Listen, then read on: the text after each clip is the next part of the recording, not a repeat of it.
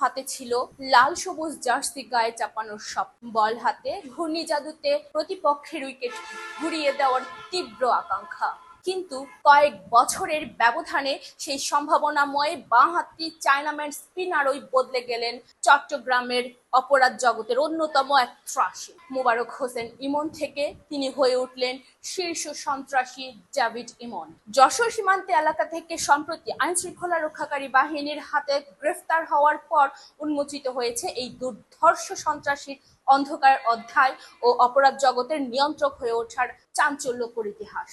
চট্টগ্রামের ফটিকছড়ি উপজেলার কাঞ্চননগরের সাধারণ পরিবারে জন্ম নেওয়া মোবারক হোসেন ইমন ওমান প্রবাসী বাবার মৃত্যুর পর স্থানীয় প্রতিকূলতার মধ্যেও নিজের ক্রিকেট প্রেম টিকিয়ে রেখেছিলেন ইমন। বাঁহাতি লেগ স্পিনার বা চায়নাম্যান বোলার হিসেবে তিনি অনুসরণ করতেন ভারতীয় তারকা বোলার কুলদীপ যাদব। চট্টগ্রামের কাজীর দেউরি ও বাকলিয়া মাঠে অনুশীলন করতেন এবং খেলতেন নগরীর ব্রাদার্স ক্রিকেট একাডেমিতে।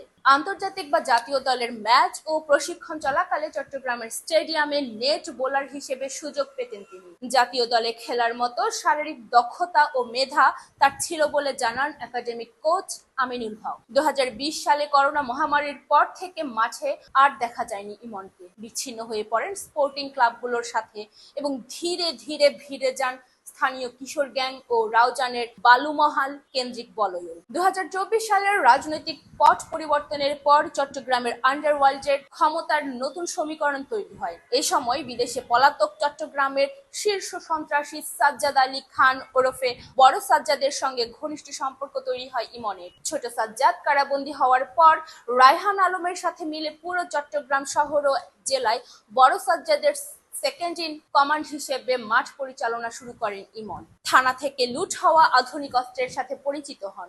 ভারী আগ্নেয়াস্ত্র হাতে একাধিক ছবি ছড়িয়ে পড়ে সামাজিক যোগাযোগ মাধ্যমে। বাইজিদ বোস্তামি, পাঁচলাইশ, পতেঙ্গা, চাঁদগাঁও, বাকলিয়া এবং জেলার রাউজান, হাটহাজারী, ফটিকছড়ি সহ একাধিক এলাকা নিয়ন্ত্রণে নেয়। মাত্র 2 বছরে ইমনের বিরুদ্ধে অন্তত 15টি মামলা ও 7টিরও বেশি হত্যাকাণ্ডে সরাসরি জড়িত থাকার অভিযোগ উঠেছে। 2026 সালের জুলাই মাসে চন্দনপুরের ডিজিটাল.নেট ডিডিএন এর মালিকের কাছে হোয়াটসঅ্যাপে 2 কোটি টাকা চাঁদা দাবি করা হয়। ইমনের সরাসরি হুমকি ছিল, আমি ডেভিড ইমন বলছি, আমার ডিটেলস পুলিশ কমিশনারের কাছে জিজ্ঞেস করেন। চাঁদা না পেয়ে কার্যালয়ে হামলা চালিয়ে 35 লাখ টাকা লুট করে তার বাহিনী।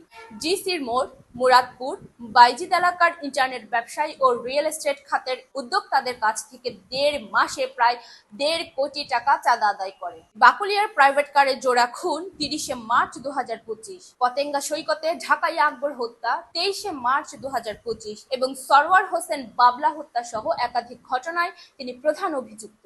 আইনশৃঙ্খলা বাহিনীর নজরদারিতে থাকা এই সন্ত্রাসী ধরা পড়েন যশোরের ঝুমঝুমপুরে সীমান্ত পেরিয়ে ভারতে পালিয়ে যাওয়ার চেষ্টার সময়। ছদ্মবেশ ধারণ করতে তিনি তার পরিচিত গোঁফ কেটে ফেলেন এবং ভুয়া নাম ধারণ করেন। সঠিক দিক নির্দেশনা ও অর্থনৈতিক নিরাপত্তার অভাবে স্থানীয় কিশোর অপরাধের শিকার হয়ে উঠতি খেলোয়াড়দের অপরাধ জগতে জড়িয়ে পড়ার এক বাস্তব দৃষ্টান্ত মোবারক হোসেন ইমন। সীমানার বাইরে বসে বিদেশে পলাতক অপরাধী চক্রের ভিভিআইপি বা হোয়াটসঅ্যাপ কল ব্যবহার করে স্থানীয় ব্যবসায়ীদের উপর মানসিক ট্রমা সৃষ্টি করা এবং প্রযুক্তিগত অপরাধের নেটওয়ার্ক বিস্তার করা। চট্টগ্রাম মেট্রোপলিটন পুলিশ, সিএমপি ও জেলা পুলিশের এই অভিযান নগরীর ইন্টারনেট সার্ভিস প্রোভাইডার, আইএসপি ও ব্যবসায়ী সম্প্রদায়ের মাঝে স্বস্তি ফেরালেও অস্ত্র উদ্ধার ও সিন্ডিকেটের বাকি সদস্যদের গ্রেফতারে অভিযান অব্যাহত রাখা জরুরি।